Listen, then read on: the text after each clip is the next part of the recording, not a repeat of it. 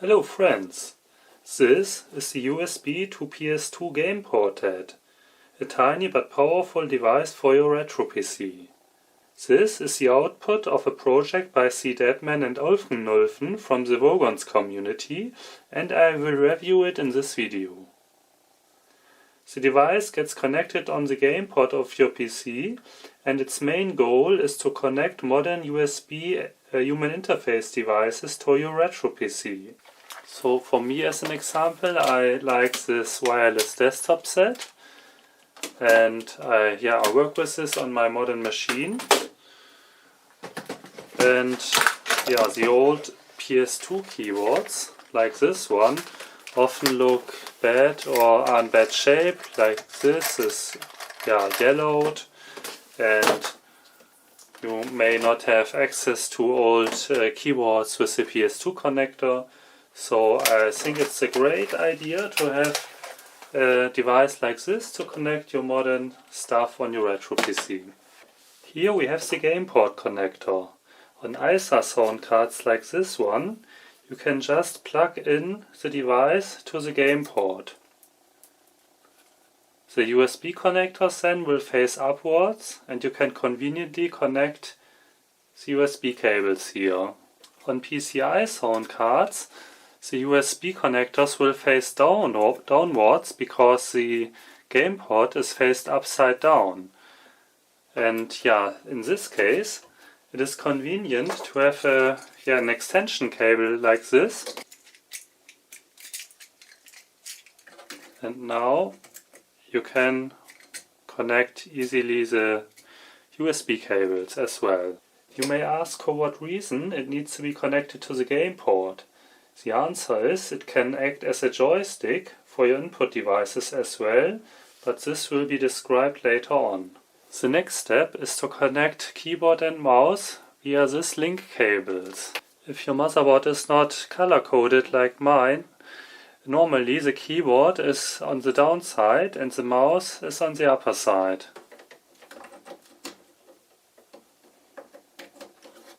So now let's turn to the USB ports. The upper port of this extension board is for the USB hub or the extension cable, and the downward connector is for the power supply.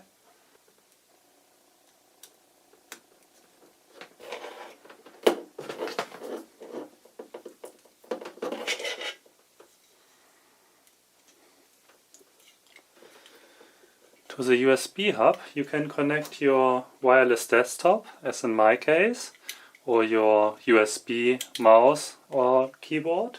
And you can also connect your dongle from Microsoft so that you can use the Xbox 360 controller as an input device. The second USB port is for power supply. And I don't know exactly how much power it needs, but I recommend a USB power supply with 5 volts and 2.4 or 2 amps. This works well, and maybe it also works with weaker power supplies. If you have everything connected properly, you can first power the device. And second, start or boot your PC. Let's see if the joystick works under Windows. And therefore we go to the control panel and go to game options. And as you can see here, I have already installed the joystick with 4 buttons. This is a generic joystick. And as you can see, the status is okay. If we double click on that, we can check if it works.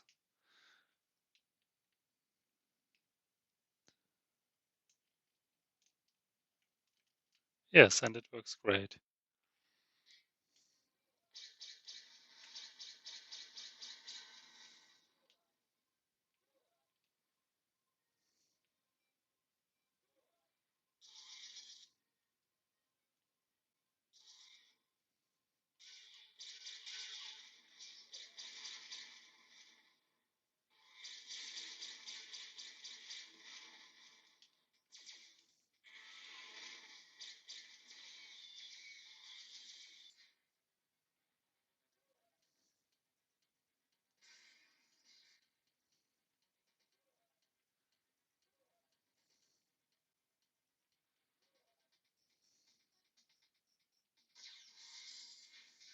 Now let's try the gamepad in a Windows game, and I choose IndyCar Racing 2 for this purpose.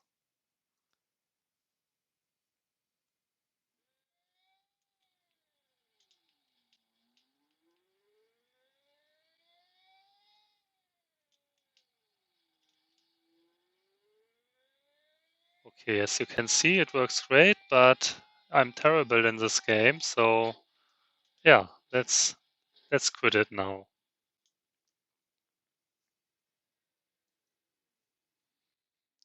One feature of the device is a special Doom mode, which maps the keys for Doom to the gamepad, so that you can control the game with the joystick and with the buttons, and not just with 4 buttons, but with all the buttons of the gamepad.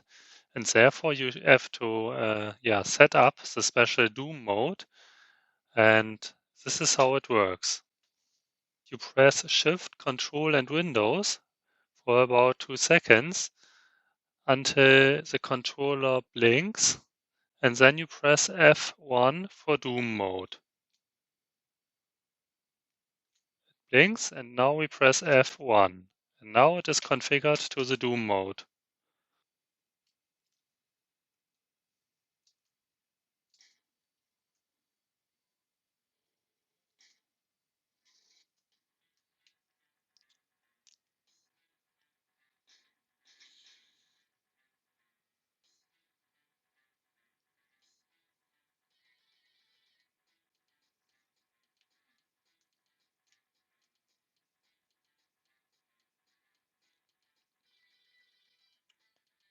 Yeah, that's great. You can use the analog stick for control as well as the D-pad, but I prefer the analog stick. Open the door is on button B.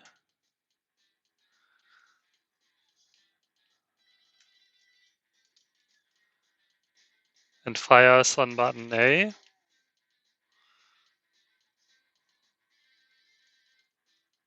Map is on the start button. And you can strive to the left and to the right with the shoulder buttons.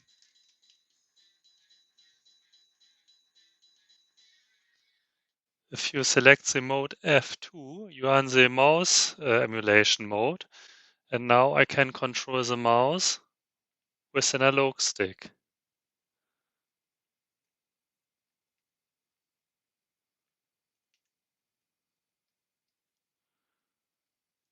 This mode can be a good idea if you using your computer on a TV and you're sitting a few meters away from it.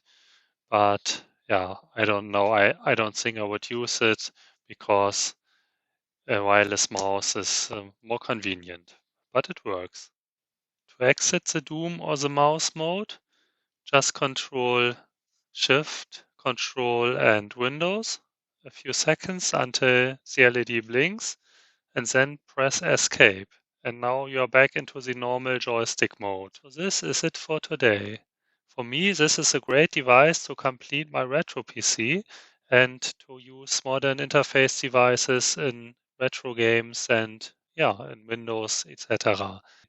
Hubsy and Paddy, thanks for this great adapter. All features working well, keyboard, mouse and joystick. The Xbox 360 controller support is a highlight to me.